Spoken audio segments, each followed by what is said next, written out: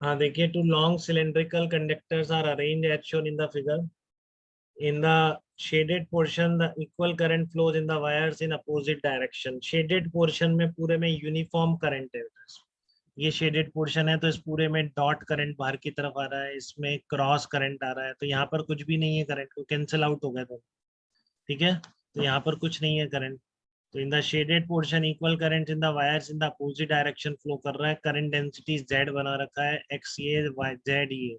तो इसका मतलब वाई डायरेक्शन में करंट की डायरेक्शन इसमें होगी, माइनस वाई में इधर होगी. सॉरी मैं उल्टा बोल रहा हूँ, वाई वाई इसमें क्रॉस हो जाएगी. ठीक है ना, तो ये माइनस जे कैप में है, ये जे कैप में, क्योंकि एक्स ये जेड ऊपर. ठीक है, तो आपका वाई कहाँ होगा, आपकी स्क्रीन के अंदर की तरफ जा रहा होगा, कि आई क्रॉस जे के आना चाहिए बेटा, है ना. किसी को दिक्कत तो नहीं है, एक्स ये जेड ये, तो वाई इसमें क्रॉस होगा अंदर की तरफ, स्क्रीन के प्लेन के अंदर की तरफ. ठीक है, तो आपको शेडेड कॉमन रीजन में किसी पॉइंट पर फील्ड इंटेंसिटी लिखनी है. ठीक है, तो मैं क्या बोलूंगा आपको, यहाँ पर इतना ही पार्ट दिखा रखा है करंट का. मैं कह रहा हूँ मैं पूरा भरा हुआ दो सिलेंडर मान लूँ तो क्या दिक्कत है, कोई डिफरेंस आएगा क्या? एक डॉट से भरा हुआ एक नो सिलेंडर, एक पूरा सिलेंडर क्रॉस से भरा हुआ है, क्योंकि जाएंगे। यहाँ पे तो कैंसिल आउट ही होनी है ना बेटा. तो ये तो वही बात होगी ना, कि इसमें पूरे में आप डॉट से भरा हुआ मान लो और पूरे को क्रॉस से भरा हुआ मान लो. अब ये दोनों मिलके पी पॉइंट पर जितनी फील्ड पैदा करेंगे वही आपका आंसर होगा.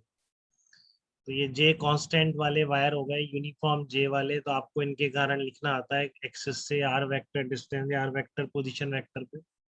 ठीक है, तो आप दोनों के कारण लिख के ऐड कर दो, आंसर आ जाएगा.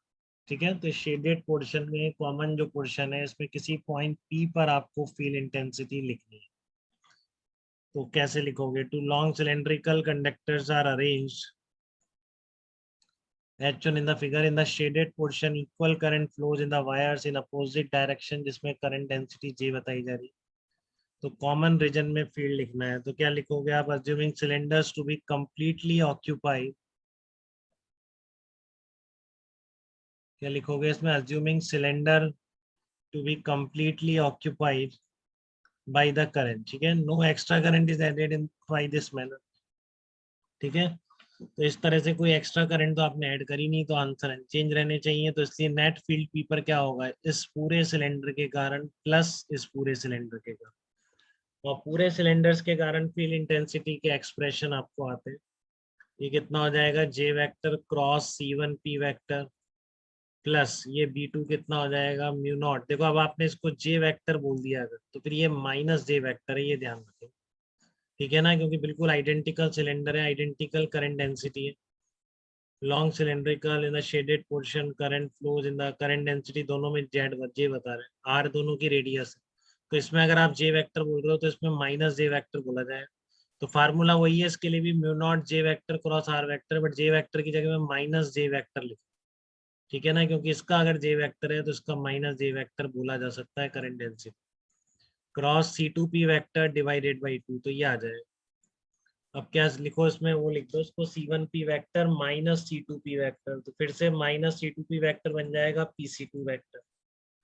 ठीक है ना, तो इसमें पार्ट को रिमूव नहीं किया बल्कि ऐड किया, और दोनों के कारण सुपर पोजिशन से टोटल फील्ड इंटेंसिटी ऐड कर दी. तो अपने यहाँ भी क्या बन गया, C one P vector plus P C two vector. C one P vector plus P C two vector, तो ये क्या आ जाएगा, C one C two vector आ जाएगा.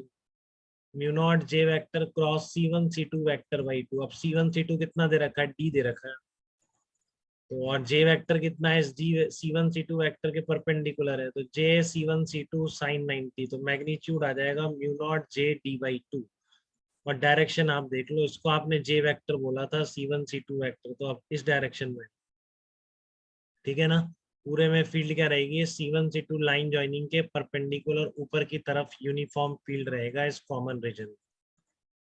बताइए कोई डाउट किसी भी स्टेप पे, mu naught J D by two निकालने में किसी को, बताइए बेटा.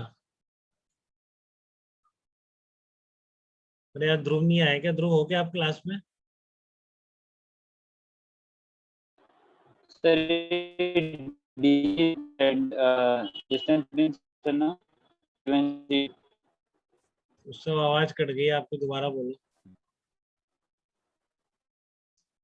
आवाज कट गई आपकी, एक बार दोबारा बोलिए। आप क्या कह रहे हैं, कहाँ पे डिस्टेंस कह रहे हैं? आप कुछ डिस्टेंस का कह रहे हैं। C1 C2 के बीच की डिस्टेंस दी है और ये कॉमन रीजन का पॉइंट P हाँ है, ठीक है। और ये पूरे में डॉट भर रहा है, तो इसके कारण इस डायरेक्शन, मतलब J vector cross C1P vector, इसके कारण J vector cross C2P vector, फिर आपने डिस्ट्रीब्यूटिव प्रॉपर्टी यूज कर ली क्रॉस प्रोडक्ट की, ठीक है। तो आपके पास आ गया C1P प्लस PC2, तो क्या आएगा, वो C1 C2 वेक्टर है। तो mu naught J vector cross C1 C2 vector divided by 2 आपका फील्ड इंटेंसिटी होगी। यहाँ तक कोई कंफ्यूजन किसी को तो बताइए मुझे।